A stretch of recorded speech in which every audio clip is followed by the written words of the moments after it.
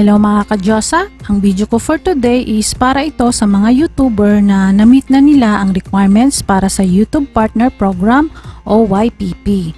Sa video kong ito, ituturo ko dito kung paano ang tamang pag-apply for YouTube Monetization ngayong 2023. Pero bago ako mag-proceed sa video ko for today, ano-ano ba ang mga requirements ni YouTube for monetization?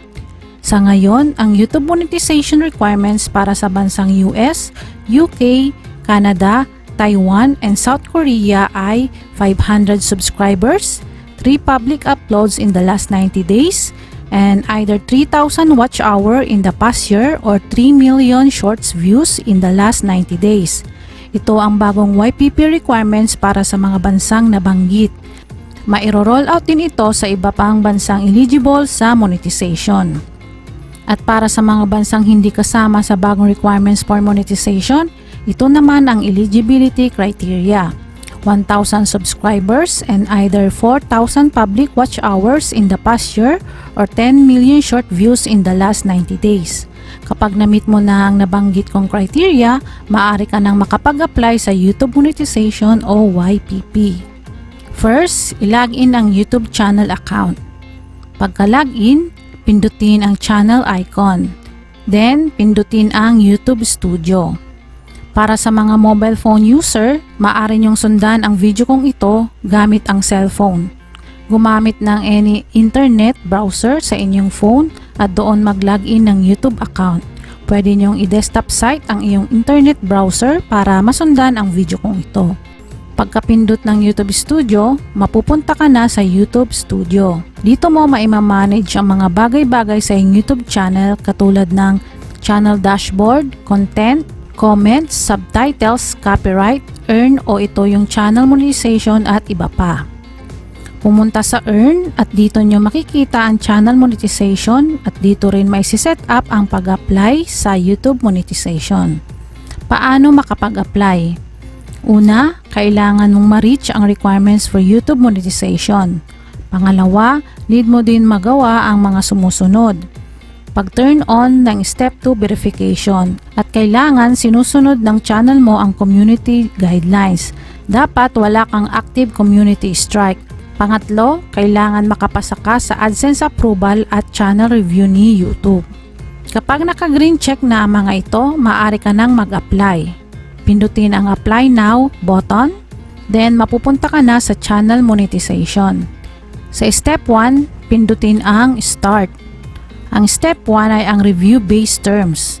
I-scroll down, pababa at put check sa I accept the base terms. Then, pindutin ang Accept Terms. Pagka-accept ng terms, magdadan na ang Step 1. Next naman, ang Step 2. Dito sa Step 2, ito naman ang process kung saan kailangan mong mag-apply for AdSense account. Paano mag-apply sa Step 2? I-click ang Start, then mag-pop up itong Step 2. You will be redirected to AdSense to complete this step. Pindutin itong Do you have an existing AdSense account? At i-select ang No, I don't have an existing account. Then, i-click ang Continue. And then, ilagay ang Gmail account na gagamitin for application sa AdSense. I-choose ang Gmail account. Pagka-select, mapupunta ka na sa Google AdSense Sign Up. I-select itong Yes, send me customized help. Dito sa country or territory, i-select dito ang country kung saan mo i-address ang iyong AdSense account. Then, scroll down and put check dito sa Yes, I have read and accept the agreement. Then, i-click itong Create Account. Pagka-create ng account, mapupunta na sa Google AdSense.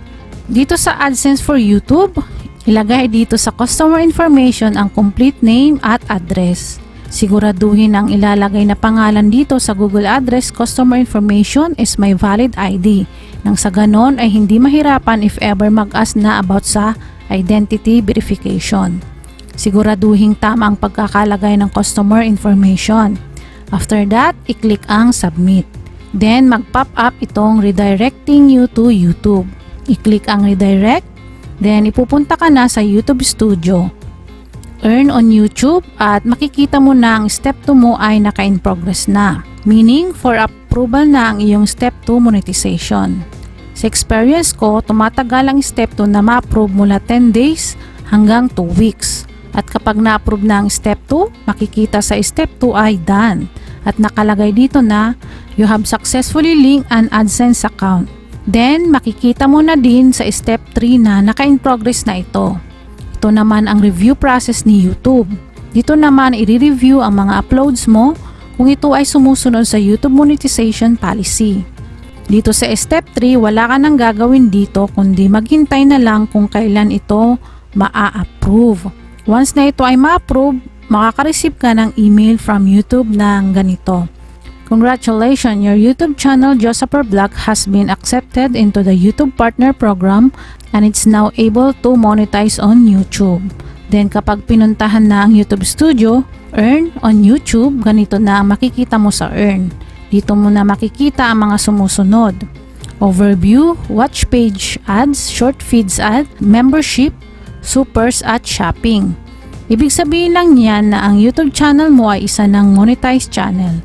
So hanggang dito na lang ang aking video about sa kung papaano mag-apply sa YouTube monetization ngayong 2023. Hanggang sa muli mga ka-Diyosa, God bless us all. Bye-bye!